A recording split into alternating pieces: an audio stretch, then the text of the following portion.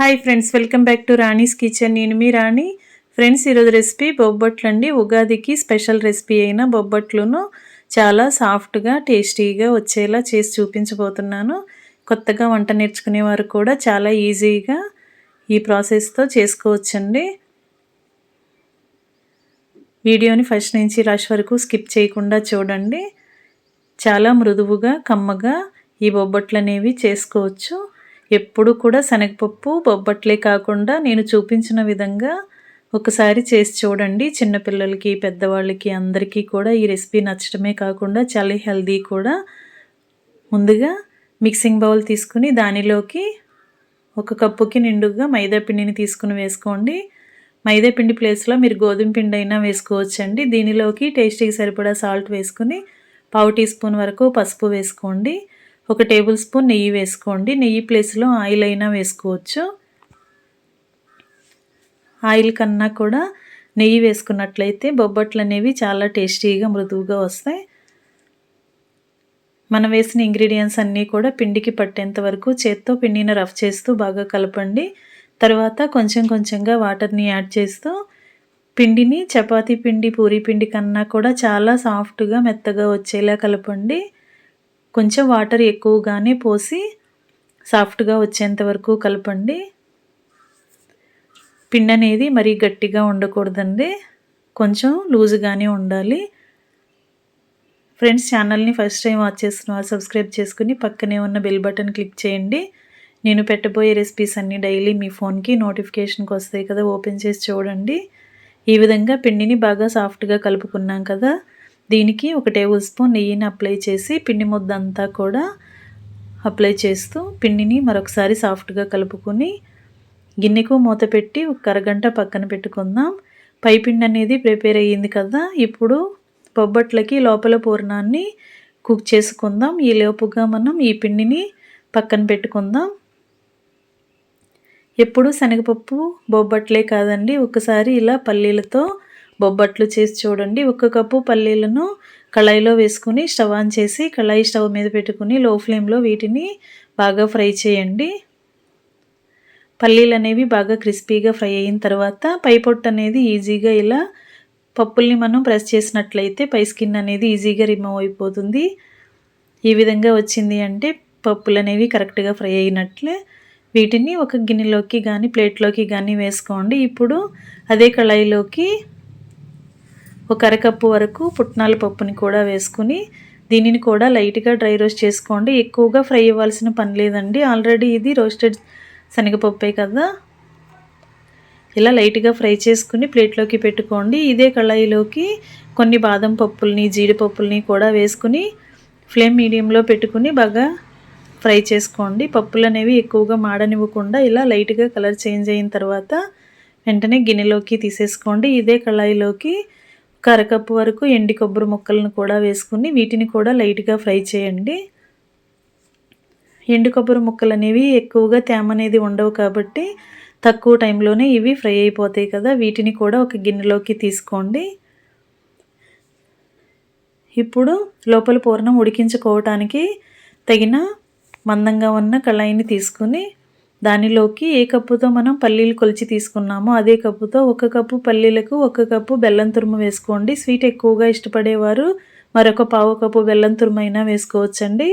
ఆ బెల్లం తురుమును కళాయిలో వేసుకుని 1 కప్పు వరకు వాటర్ పోసి బెల్లం బాగా కరిగించండి. ఎలాంటి పాకము రావాల్సిన పని లేదు, బెల్లం అంతా గడ్డలన్నీ కరిగితే సరిపోతుంది. ఈ కళాయిని పక్కన పెట్టేసుకోండి. పల్లీల పైన ఉన్న స్కిన్ అంతా ఓపెన్ చేసిన తర్వాత పప్పులన్నీ కూడా తీసుకుని ఇలా మిక్సీ జార్లోకి వేసుకోండి. ఇదే మిక్సీ జార్లోకి పుట్నాల పప్పును కూడా వేసుకుందాం. అలాగే జీడిపప్పు, బాదం పప్పుల్ని కూడా వేసుకోండి. ఎండు కొబ్బరి ముక్కలను కూడా వేసుకోండి. 1-2 యాలకులు కూడా వేసుకోండి. ఇవన్నీ కూడా మూత పెట్టి బాగా మెత్తగా గ్రైండ్ అయ్యేలా గ్రైండ్ చేద్దాం. మధ్య మధ్యలో ఆపుకుంటూ గ్రైండ్ చేసినట్లయితే పల్లీలు అనేవి ఆయిల్ రిలీజ్ అవ్వకుండా ఇలా పొడి పొడిగా వస్తాయండి. ఈ విధంగా పౌడర్ అంతా కూడా ఇలా బాగా నలిగిన తర్వాత ఈ మిక్సీ జార్ని పక్కన పెట్టుకోండి. ఇప్పుడు దీనిని ఉడికిద్దాం. స్టవ్ ఆన్ చేసి కళాయిని తీసుకుని 1 టేబుల్ స్పూన్ నెయ్యి వేసుకోండి. నెయ్యి కరిగిన తర్వాత మనం గ్రైండ్ చేసి పెట్టుకున్న పల్లీల పౌడర్ అంతా కూడా కళాయిలో వేసుకుని లైట్గా ఫ్రై చేసి మనం ముందుగా కరిగించి పక్కన పెట్టుకున్న బెల్లం సిరప్ని స్ట్రైనర్తో వడగట్టుకుందాం.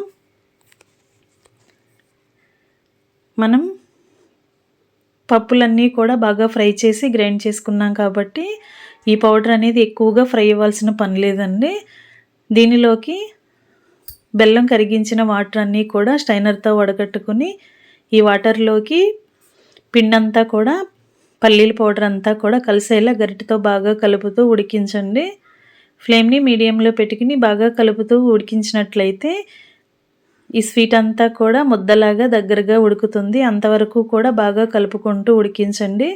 వాటర్లో ఎక్కడా కూడా పిండి ముద్దలు అనేవి లేకుండా బాగా కలుపుకుంటూ ఉడికించండి. దీనిలోకి మరింత రుచి కోసం 1 టేబుల్ స్పూన్ తెల్ల నువ్వులు కూడా వేసుకోండి. నువ్వులు అనేవి మరికొన్ని ఎక్కువగా వేసుకున్నా కూడా స్వీట్ అనేది టేస్టీగా వస్తుంది. నువ్వులు కూడా బాగా కలిసేంత వరకు కలిపిన తర్వాత స్వీట్ని బాగా దగ్గరగా ఉడికించండి. మధ్య మధ్యలో కొంచెంగా నెయ్యి వేసుకుంటూ ఉడికించినట్లయితే స్వీట్ అనేది కళాయికి అంటుకుపోకుండా ఈజీగా సపరేట్ అవుతూ ఉడుకుతుంది. ఈ విధంగా నెయ్యి యాడ్ చేసుకుంటూ స్వీట్ని బాగా దగ్గరగా ఉడికించండి. మరీ ఎక్కువగా గట్టిగా ముద్దలాగా రావాల్సిన పని లేదండి. మనం బొబ్బట్లోకి ఈ స్వీట్ని ప్రిపేర్ చేస్తున్నాం కాబట్టి బొబ్బట్లు అనేవి మనం పూరీ పీట పైన చేసుకుంటున్నప్పుడు మరీ గట్టిగా స్వీట్ అనేది ముద్దలాగా వచ్చేసిందంటే బొబ్బట్లు చేసుకోవటానికి ప్రాసెస్ అనేది కష్టమవుతుంది. అలా కాకుండా కొంచెం లూజుగా ఉన్నప్పుడే స్టవ్ ఆఫ్ చేసుకున్నట్లయితే అది చల్లారిన తర్వాత మరి కొంచెం గట్టిపడుతుంది. అప్పుడు మనం బొబ్బట్లు చేసుకోవటానికి పిండి ముద్ద అనేది స్వీట్ అనేది మనం వేళ్ళతో బొబ్బట్లు ప్రెస్ చేస్తున్నప్పుడు బొబ్బట్టు అనేది వెడల్పుగా ప్రెస్ చేసుకున్నప్పుడు ఒత్తుకున్నప్పుడు ప్రాసెస్ అనేది ఈజీ అవుతుందండి. ఈ విధంగా కొంచెం స్వీట్ని లూజుగా ఉన్నప్పుడే స్టవ్ ఆఫ్ చేసుకుని ఒకసారి స్వీట్ని ఇలా చెక్ చేసుకున్నట్లయితే స్వీట్ అనేది మరీ లూజుగా లేకుండా ముద్దలాగా వచ్చింది కదా. ఈ టైంలో స్టవ్ ఆఫ్ చేసుకుని మరి కొంచెం సేపు గరిటెతో బాగా కలుపుకుంటూ చల్లారనిచ్చిన తర్వాత నెక్స్ట్ ప్రాసెస్ అనేది చేద్దాం.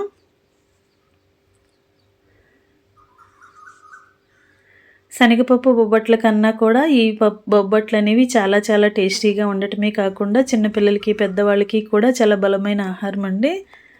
పల్లీలతో డ్రై ఫ్రూట్స్తో చేస్తున్నాం కదా, అలాగే ప్రాసెస్ కూడా సింపుల్గా అయిపోతుంది. స్వీట్ అనేది బాగా చల్లారిన తర్వాత ఇలా బటర్ పేపర్కి కానీ ప్యాకింగ్ కవర్ ఆయిల్ కవర్స్కి కానీ ఇలా నెయ్యిని అప్లై చేసుకొని మనం ముందుగా కలిపి పెట్టుకున్న మైదా పిండి ముద్దని కొంచెంగా తీసుకుంటూ దానిని కొంచెం వెడల్పుగా ప్రెస్ చేస్తూ మనం ఉడికించి రెడీగా పెట్టుకున్న డ్రై ఫ్రూట్స్ స్వీట్ని కూడా కొంచెంగా ముద్దలాగా తీసుకుని ఈ పూరీకి మధ్యలో పెట్టుకుని నేను చూపించిన విధంగా అంచులన్నీ కూడా ఇలా పైకి సాగుతున్నట్లుగా పిండిని లాగినట్లయితే పిండి అంతా కూడా బాగా పైకి వస్తూ లోపల పూర్ణం అనేది ఎక్కడా కూడా కనిపించకుండా మొత్తం కవర్ అవుతుందండి. ఇలా ఈ విధంగా మనం పై పిండి ముద్దని బాగా లాగుతూ బాల్లాగా చేసుకోవాలి. ఈ విధంగా చేసి మనం నెయ్యి అప్లై చేసిన బటర్ పేపర్ పైన మరొక బటర్ పేపర్ని నెయ్యితో అప్లై చేసుకుంటూ పూరీ పైన ఈ పేపర్ని పైన క్లోజ్ చేసి చేత్తో ఇలా ప్రెస్ చేస్తున్నట్లయితే బొబ్బట్టు అనేది చాలా ఈజీగా స్ప్రెడ్ అవుతుంది. మనం ఏ సైజులో చేసుకోవాలి అనుకుంటున్నామో దానిని బట్టి పిండి ముద్దని ఎక్కువగా కానీ తక్కువగా కానీ తీసుకుంటూ ఇలా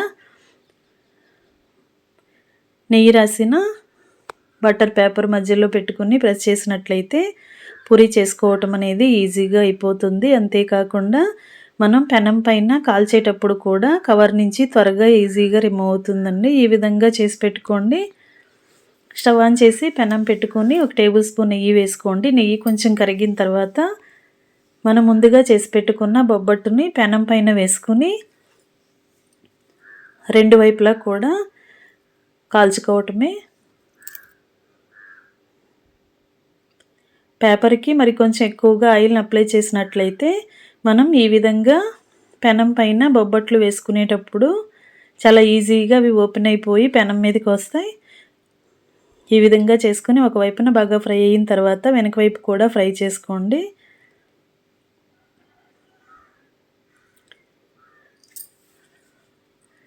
మైదా పిండి ప్లేస్లో మీరు గోధుమ పిండి అయినా యూజ్ చేసుకుని కలుపుకోవచ్చండి. గోధుమ పిండి అయినా కూడా ఎక్కువసేపు పిండి నానినట్లయితే అవి కూడా చాలా సాఫ్ట్గా టేస్టీగానే వస్తాయి.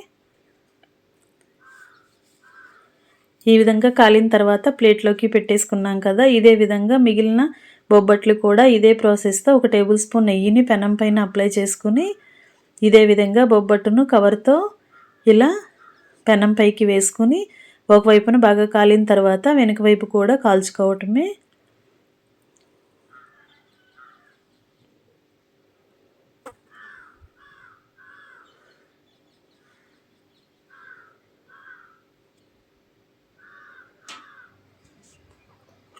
పిండి అనేది బాగా నానినట్లయితే బొబ్బట్లు అనేవి ఇలా పొంగుతూ టేస్టీగా సాఫ్ట్గా వస్తాయండి. ఇదే విధంగా మిగిలినవన్నీ కూడా నెయ్యితో కాల్చుకుని వేడివేడి ఉగాది స్పెషల్ బొబ్బట్లని ప్లేట్లోకి తీసుకుని ఫ్యామిలీకి సర్వ్ చేసుకోవటమే.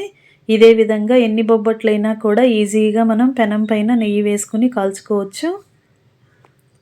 ఎప్పుడు శనగపప్పు బొబ్బట్లే కాకుండా ఈ విధంగా నేను చూపించినట్లు డ్రై ఫ్రూట్స్తో కూడా లడ్డూ చేసుకుని బొబ్బట్లు చేసినట్లయితే టేస్టీగా ఉండటమే కాకుండా పిల్లలకి పెద్దలకి అందరికీ కూడా నచ్చటమే కాకుండా పని అనేది చాలా ఈజీగా అనిపిస్తుందండి. కిచెన్లో ఎక్కువ శ్రమ అనేది లేకుండా డ్రై ఫ్రూట్స్ అన్నీ ఫ్రై చేసుకుని మిక్సీ పట్టుకుని బెల్లం పాకంలోకి వేసుకుని స్వీట్ని ప్రిపేర్ చేసి ఈ విధంగా బొబ్బట్లు చేసి చూడండి. చాలా చాలా టేస్టీగా ఉండటమే కాకుండా ఇంట్లో అందరికీ నచ్చుతాయి. ఎక్కువగా ఇలానే చేసుకోవాలి అని కూడా అనిపిస్తుంది.